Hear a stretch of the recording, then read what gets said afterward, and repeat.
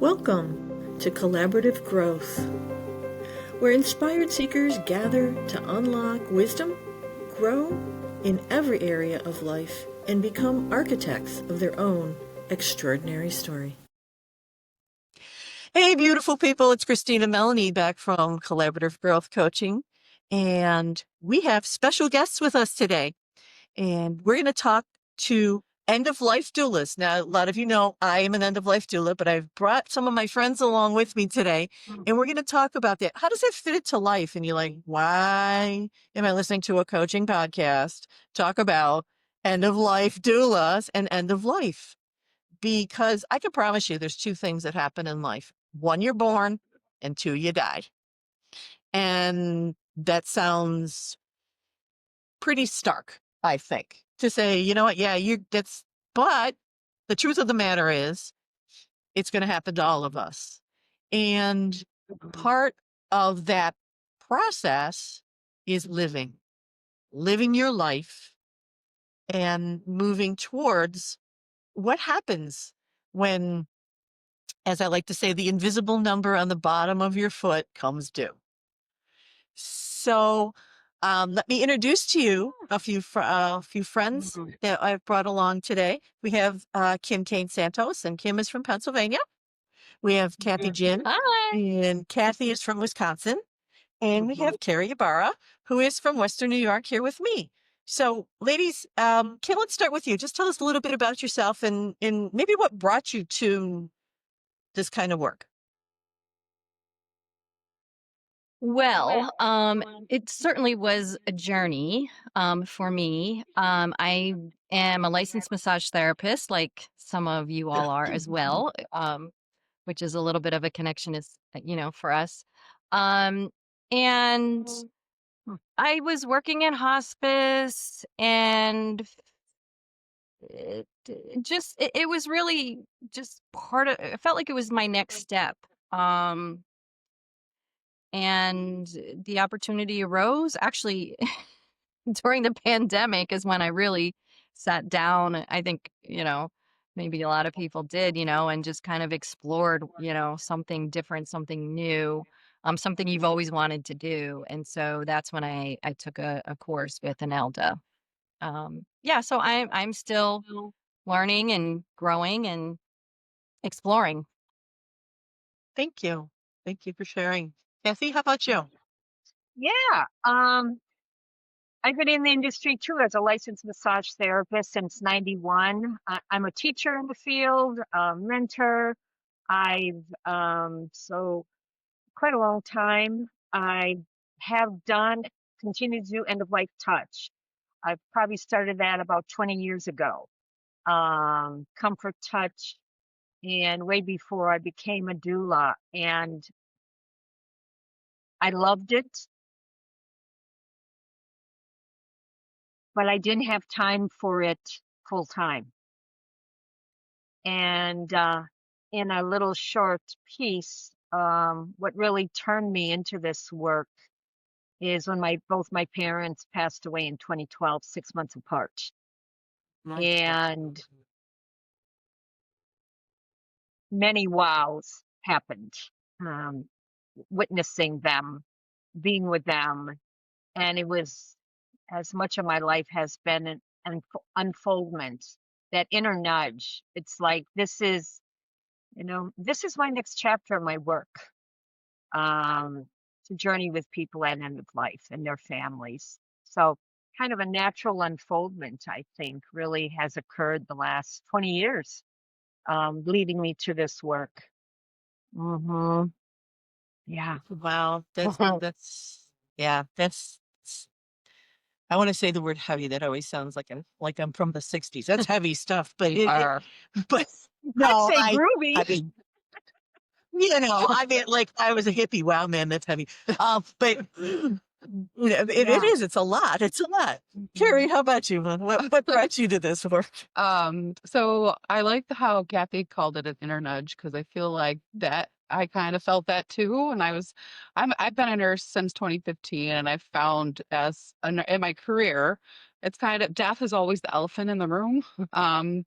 it's hard for Yes. families to even come to terms a lot of times. And then there's people that you see that are suffering that don't need to.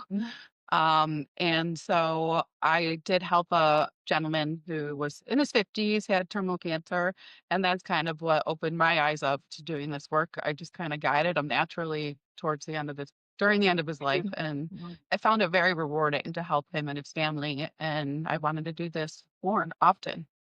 Yeah. I mean, I think that that's something that comes for all of us. I mean, I'm a nurse and a massage therapist. So what in the years of nursing, spending time with patients who are, terminal. And I think the person, you talk about what's that impact moment. And for me, that impact moment was having a patient that, it was the height of the AIDS epidemic, and, who knew what was going on. And this patient wanted desperately to go home,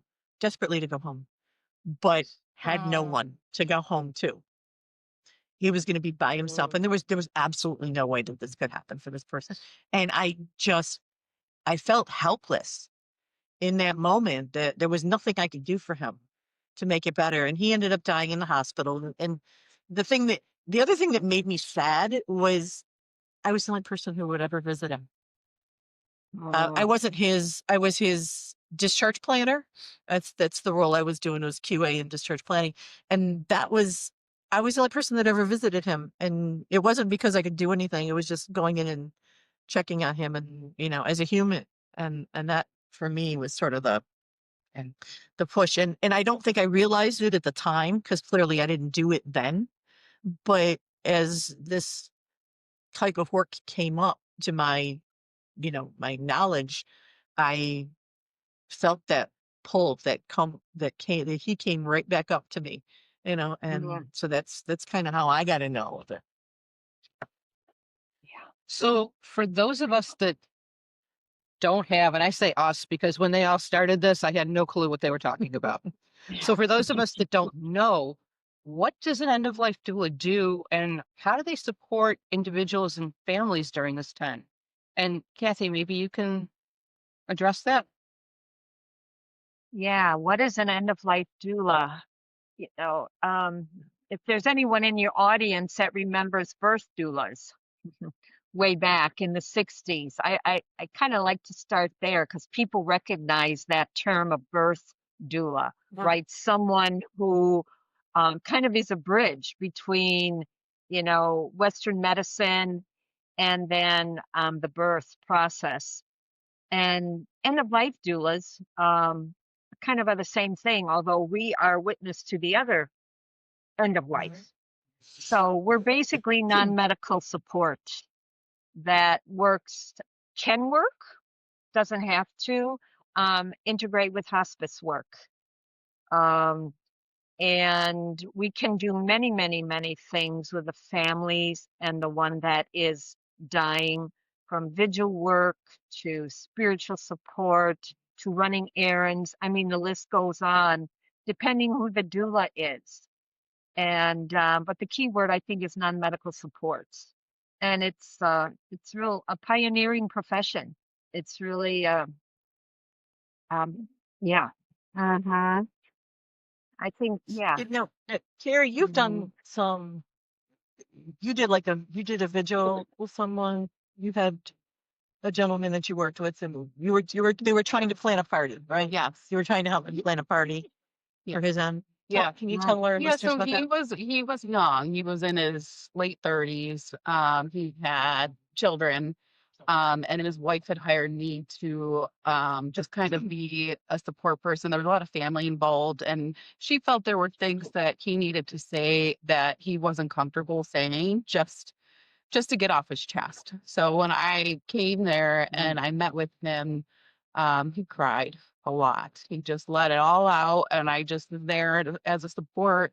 I kind of I asked him, obviously, is it okay that I touch you? And so I just held him. I basically held him while he cried, and I think he really needed that, because he couldn't do that with his family. He couldn't do that with his wife, because then it would be like he was weak, or I don't know, however he felt, but he felt like he couldn't just let that out. So I was there for him as a support person. And then we talked, and one of the things he really wanted to do was he was an art teacher. So he wanted to make these molds with his kids. So I said, well, if you want to make these molds, why don't we have like your whole thing, everybody can come and we can do it together and have a party. So like him and I sat together and we planned a party, what type of molds he wanted me to get and what we were going to have at the party and things like that. So I don't know, it kind of gave him something to look forward to, I think. And we never got to have that party, but just I think just that energy of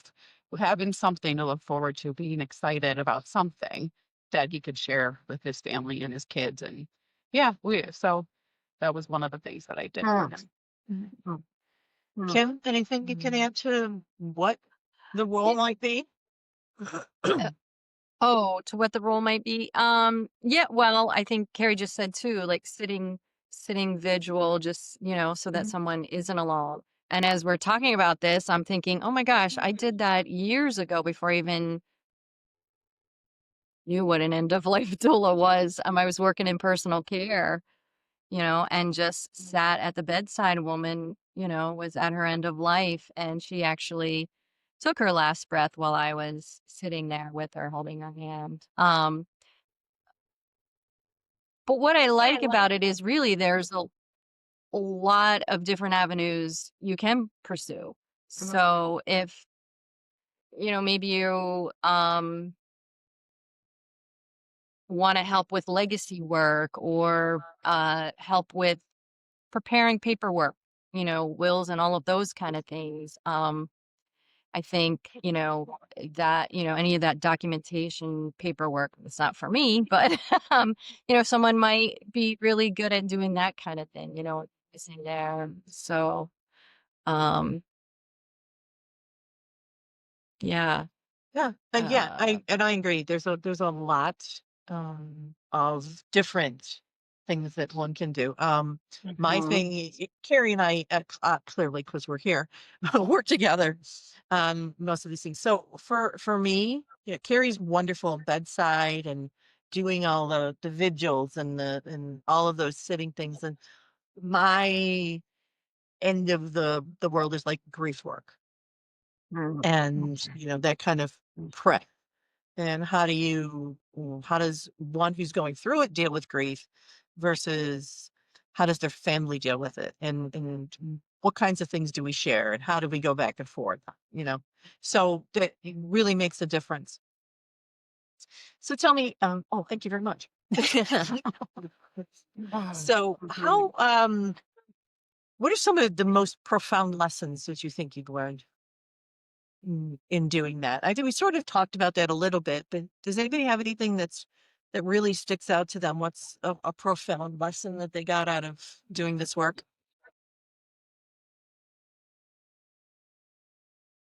It's just in class. We don't have to call on somebody. Don't make it pick on them. A profound No lesson lesson?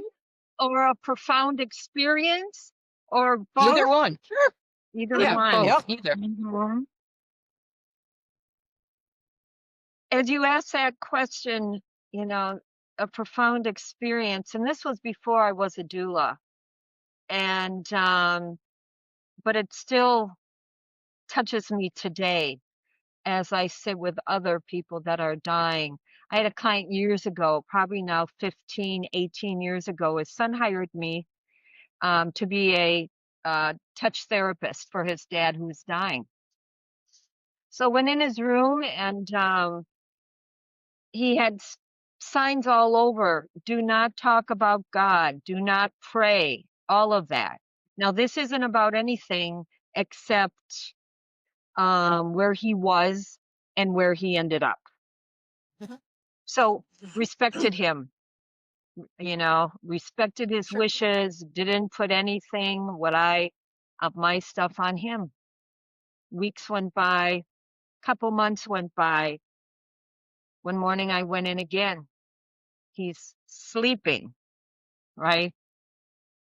So I sat, I had my chair about 5 feet from him, just being with him in a way. And all of a sudden he woke up and he said, "Kathy, will you pray with me?" And I Oh, said, "Of course I will." So I took my chair very gently, went up to his bedside, and I said, "May I hold your hand?" He said, "Yes, please hold my hand." And then I asked him, "Is there a special prayer you want?" He goes, "No, you choose." So I picked the Lord's Prayer because I figured no matter where you are in your life and belief system, you probably are a little familiar with that. So I started gently saying it out loud with his hand in mine. And all of a sudden he had tears coming down his eyes. oh, And I knew he knew we knew. Yeah. And he died within 24 hours. And I mean, many, many experiences because it's, they get, their world, especially toward end of life, as you all know, that invisible world. And we get to witness it and be part of it, not witness it with the seeing eye, but witness them in this world. And that is profound to me continually. Their experience, their shifting, their transformation, as they move into their last breath never ceases to amaze me. Never. It's raw and it's yeah, real. It's raw. That's what I love about it. It's raw and it's real. And yeah. two words that aren't often used in real life, I suppose, but so that's one of mine. Mm-hmm. Yeah, it was to That's watch him. powerful. It is. Mm-hmm. Yeah. Makes Hmm. me think of a time, and this is a little more personal. Um, when my grandmother was on her end of life journey, she was on hospice. We had to make the decision, and so we brought her home to my mom's house. So it was, um, she was there and slowly, you know, dying. And at one point, she wasn't very responsive at this point, and she sat up and she started making movements like she was rocking a baby. And my mom and my aunt, her other daughter, and myself were in the room, and we knew immediately that she was rocking baby Wayne, whom she lost as an infant. And yeah, I get the chills just telling this story again.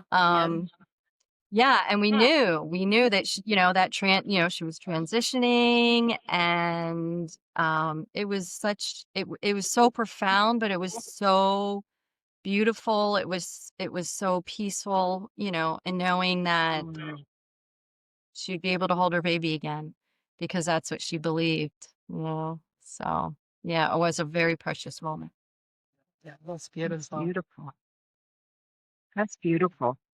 Yeah, I mean, I can add to my profound experience. I took care of an elderly woman in her home, and the week while she was passing, like for transition, she was like in and out of consciousness. And it was weird because the room almost had like how like a light. The lighting was different and a smell, like a perfumey smell. Um, Wow. and there was a moment that she did. So she had been pretty much sleeping and not waking up. And there was one moment where she woke up and was very clear, where she was confused for like days leading up to this. So clear as day. And she got to say goodbye to each one of her kids. And I got to be there to witness that. And it was just such I don't know, you can't even put words to that, what that is. It was such a beautiful experience that I got to witness and be a part of. Um, yeah, that was very profound.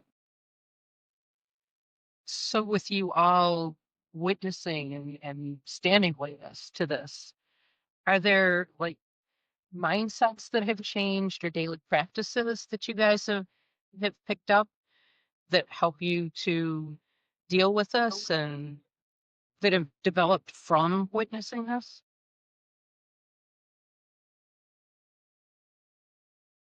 And you view life differently, for sure.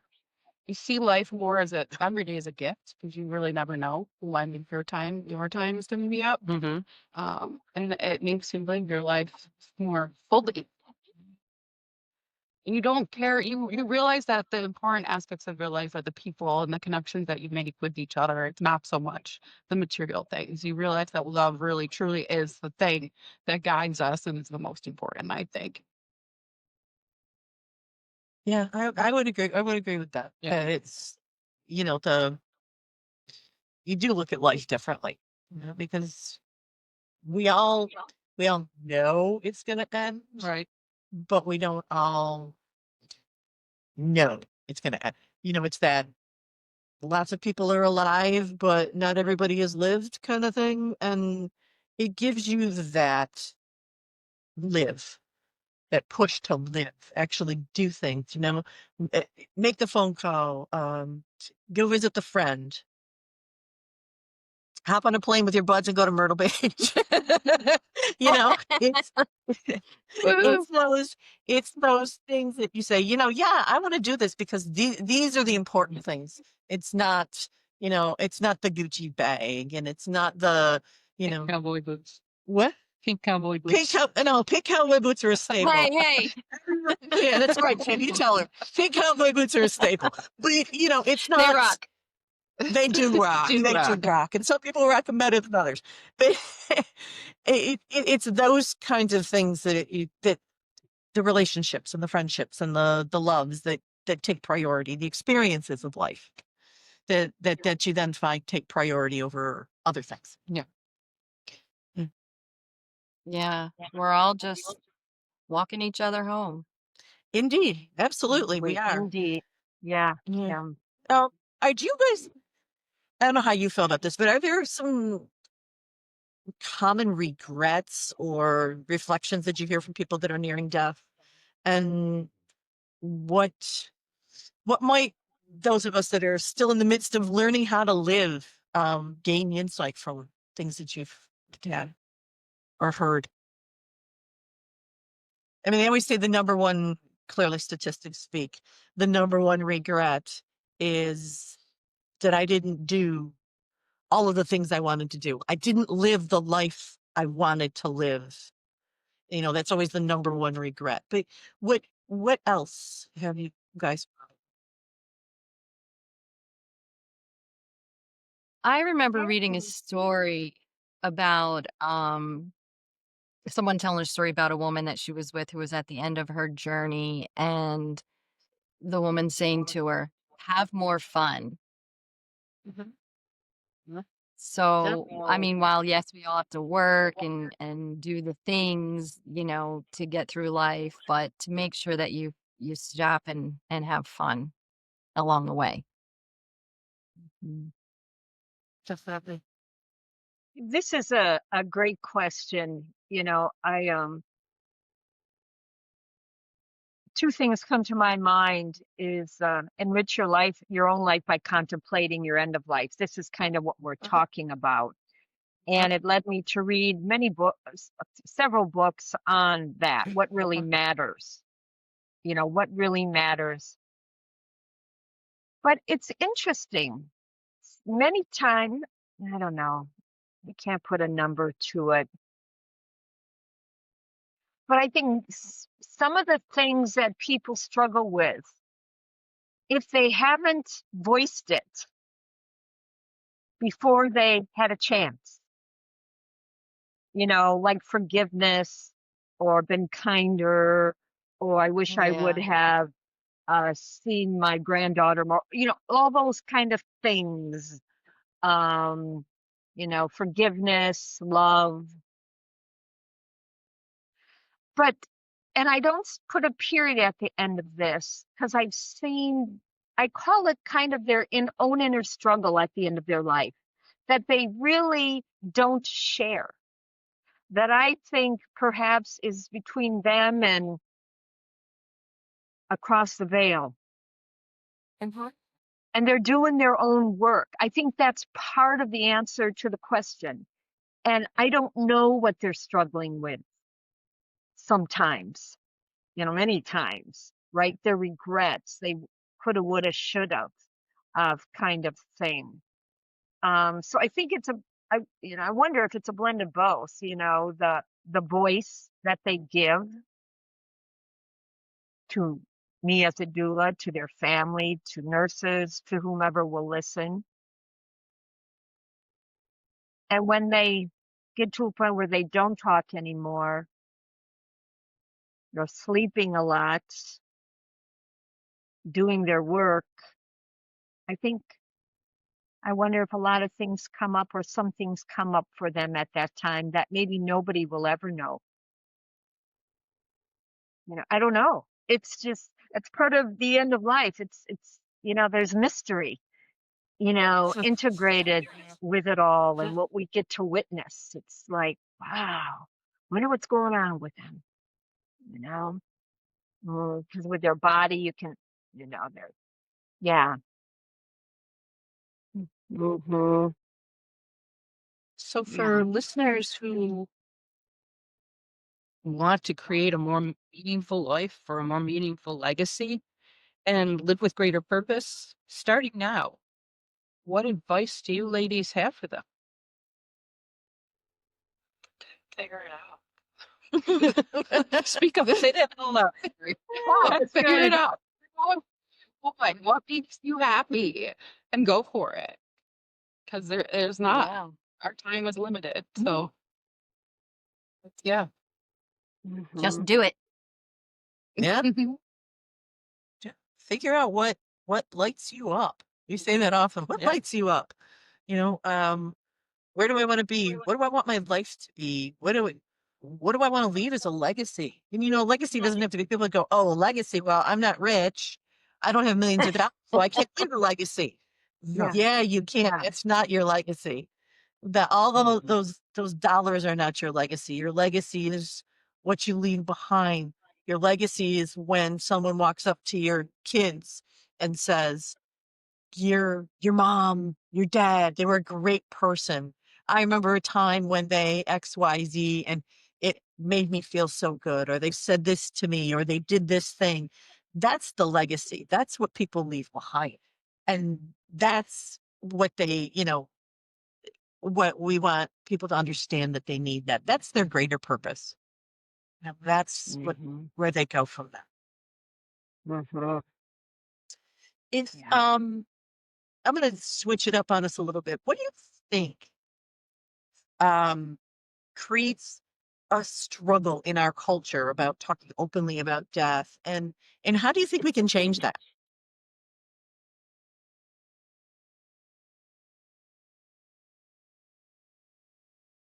or can we change it? Mm, I mean, I think we are changing it, we you know? right. Yeah. Yeah. I mean, it's always been taboo. I mean, for me, my first experiences with death were horrible. Horrible. And if you would have told me I'd be doing this way back when, I'd be like, oh my goodness, no way. Certainly talking about it, education, educating and and just keep talking about it. Just keep talking about it. What always amazes me, that death is this, people treat it like it's a surprise. Right? Right. They died. I Oh mean, my it's God, they did. sad. Yeah, yes, they did. I mean, we're expecting, there's expected passings and there's unexpected passings, but we know it's Yeah. going to happen. So, Yeah. where's the surprise? And we can't talk about it because it's taboo. There's always, people who do things like they whisper, she has cancer, Yeah. she's dying. Yeah. It's like, what? Yeah, it's all of that. I think it's a culture. It's definitely a cultural thing. In this Yeah. country, we do not treat death like a normal thing. It's a big deal. It's oh my God, death is coming. and It's so we're different in other countries. well, and we're fearful, and Yep. we're this and we're that, and yeah, you're absolutely right, Melanie. In other countries, it's not like that. In other countries, they worship, they worship the elderly, and they, treat Yes. them, you know, With like respect. gold, with the respect and everything that they deserve. But that doesn't happen here. And as they get closer to the end of their life, it's a Celebration. yeah, it's a big celebration it's a of big life. deal. I'm saying it's a big deal, but yeah, it's a celebration of life. And I love the Yeah. fact that we've sort of incorporated that term into things. It's like, okay, the Yes. funeral, no, it's a celebration of life. We're going to talk Yeah. about how, yes, we miss this person, and yes, it's an impact on our lives, but what did this person bring to the table? Yeah. There's so much, and there's so much to be grateful for having them in our lives. My mom always said, throw a party. I don't want a wake. I don't want a funeral. Throw a party. Okay. No, Mhm. Yeah, those people aren't going to go anywhere either. Those people that are with us, like Tim's uncle just passed away Mhm. recently, and he's now teaching the kids things that his uncle taught him Yeah. when he was a kid, like Yeah. carrying it on, like a lot of the outdoorsy things and activities like that. That's what they did, and so now he's trying to teach the kids, like, this is what Uncle Joe taught me, and That's great. like, making it. I guess that's his legacy. That's Uncle Yeah. Joe's legacy. Yeah. Absolutely. Yeah. Yeah. And I'd just like to say, Kim, you hit it on the door, the education. And Christine, you kept saying culture. It's such a cultural thing that we have done to end of life and grief. Anything a little darker than the sun, we don't want to look at. And Yeah. as a metaphor, and um, and that's why education, I think, is the key. And I think that's one piece that I get excited about doula work, is to bring education into it, through library presentations or whatever one wants to do to begin to educate, not just educate, but welcome, help people feel welcome the topic. And I think, I most Carrie, people I'm want to sorry. talk about it, but they just don't know how. I don't know. And Carrie and I sometimes have what they call death cafes. You come in, you have coffee, tea, cookies, have a little chit chat, or something. We've done lunch and learns, we've done all those things. And I can remember telling her, one of my longtime clients, I said, hey, we're going to do this death cafe, and we're going to talk about. And she goes, oh no, I couldn't possibly come to that. And I said, why not? She goes, because I'm afraid that if I do and I talk about it, that I'm going to die sooner. And I said, well, that's not how this works. That's really not how death works. You've got your soul has a contract somewhere, and there's a date on that, but it's not, again, I said, I did the joke with the invisible, date on the bottom of your foot. And she chuckled, but, and like, okay, but that's not how this happens. So, it really is, back to Kim's point, it really is education. It's getting people to understand that you can't bring it on. You can't make it happen. It's, It doesn't have to be scary either. Like, it doesn't have to be scary. It can actually be very beautiful and peaceful. Yeah.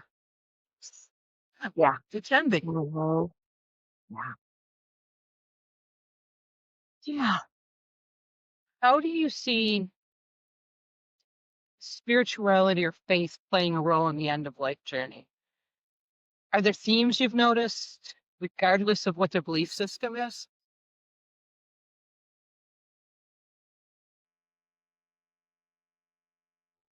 So,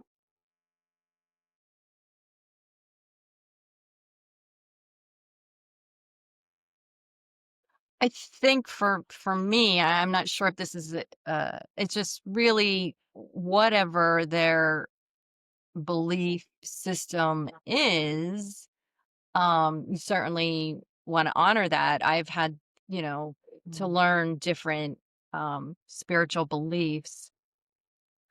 And if there isn't any, I mean, I would just ask them if they wanted to speak to clergy or rabbi or anything anything like that, really. I think it does play a role from what I've experienced, a big role for most people. Yeah. I think that's what you asked. Kind of lose track of the question after a while. Yeah. Yeah, Kim, I agree with you. I think one's own faith and spirituality, whatever it is, makes a big difference. Makes a difference. Would I define it as big? Almost, and as that's my that's between them and Right. right, but witnessing an easier, more peaceful passing is people that do have some kind of a spiritual foundation.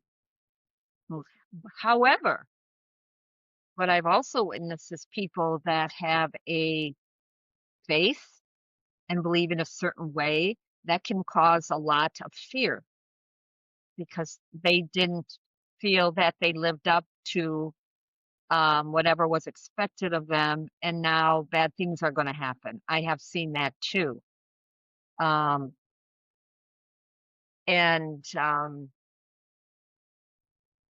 that is, I'm in a real, anyway, that seems to be a fear too, and unsettling. Was I good enough? Did I have enough of this or enough of that?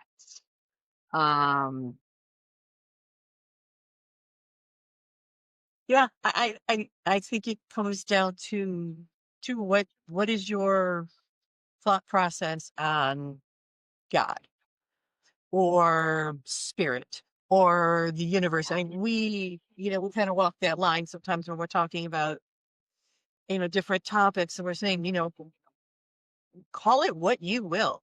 If I choose to call it God, that's my choice. If you want to call it spirit, you want to call it universe, you call it whatever you will.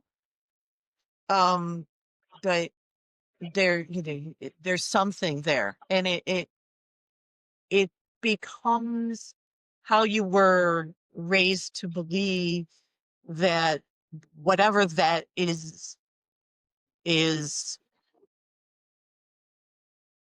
treating people, okay, is is a kind and loving entity. We're going to call it an entity because I can't think of a better word right now, but a kind and loving entity, or is it a punishing entity? Is it a New Testament God or an Old Testament God? It's yeah, if that's a good you're one. a Christian Mhm. background, and so it really does make a difference. If you believe that no matter what transgression you may have created in this life, and you're gonna be punished in the next for it, no matter what you do, that's where that fear and that anxiety can come in. But if you say, yeah, I transgressed in this life, but in the next life, I'm still going to be welcomed with open arms because I transgressed, but I felt remorse, if you will, for, again, lack of a better term, Yeah. for what I Did your best. done. Or yes, I did my best. I lived the best life I could possibly live. I was the best person I could be, given what happened in my life. And I think that makes a difference for people, for sure. Yeah. For sure. Well said, Christine. And that impacts the family too, I have seen that this whole thing that we're speaking of, and Yeah, can bring absolutely. anxiety into the room, so to speak. Um, yeah. So the mystery, huh? It is. It Perhaps. is a mystery, but what you just said made me think of that. One of the things we are as doulas, are kind of like gatekeepers too. Because if we're sitting with an individual and the individual says, under no circumstances is my Aunt Sally to come into this room and be with me, because she's just, she is the negative force in my life. And I do not want that at the end of my life. that's, something that we sort of go, this isn't a great time. And we kind of have to walk that line so that the person that we're helping transition gets the exact transition that they want It's all without about them. right. It's about, it's about the person that we're working with. It's not out about Aunt Sally. It's not about Uncle Joe. It's about the person that we're working with. And that can sometimes be a difficult place to be. You had a family, the mother, the young gentleman, the mother was very overbearing, Yeah. and Yeah. And I kind of had to be, I had to be the person that sat with the mother and just reminded her, I know that's your son, but he's married and has children, and they want time there as a family unit without you present, and you have to respect that. So, yeah, we had to have that difficult conversation with her because that was what he wanted. But as hard as that is for you guys, it's a blessing for the family Yeah. to have somebody that can do that and is willing to stand guard.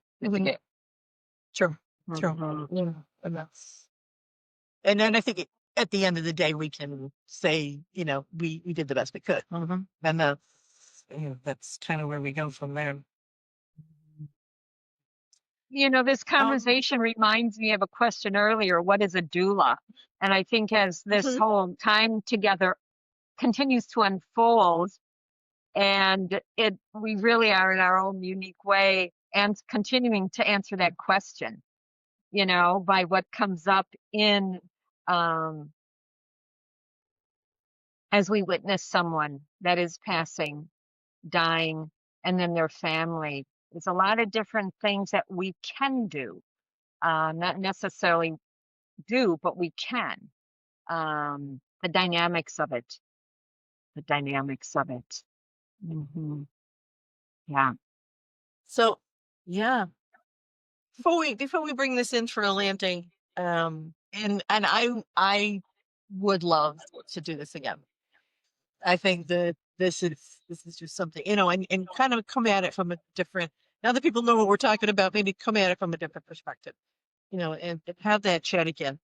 But if you could offer up a word, one word, I'll even give you two, that describes your relationship with death, what would that be?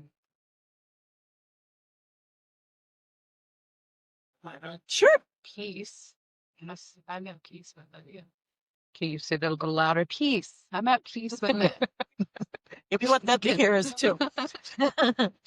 Hey, peace. It's beautiful. Yeah. She Welcome. keeps looking at you guys. I know. What's your I'm word? looking. I'm waiting. I What's your word? figured I'd go last. Well, What's go my ahead, word? Christine. My word would be contentment. I wanna be didn't hear that. content- I'm sorry. Contentment. Contentment. Be content to know that wherever I go from here, I did Mm. the best I could while I was here. So contentment.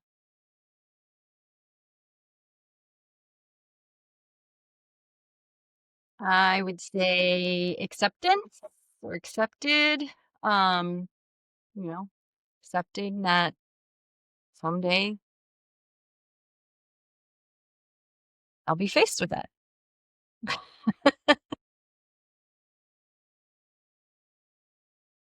Kathy, you're My on. word at this moment is welcome and embrace. You gave us two. You said we could have two. I So, did. I said you could have two. welcome. Welcome. Yeah. Agreed. Mhm. All good words. All Yeah. good words. And I think that, Melanie, what would yours be?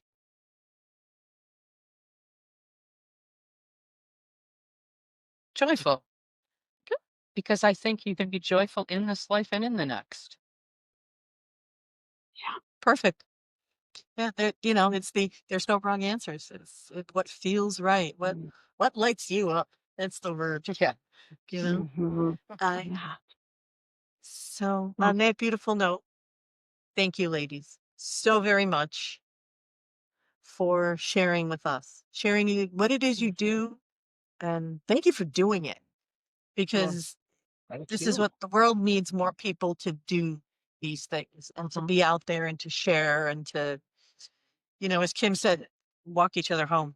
And that's what Keep we each do. other That's why we're going. here.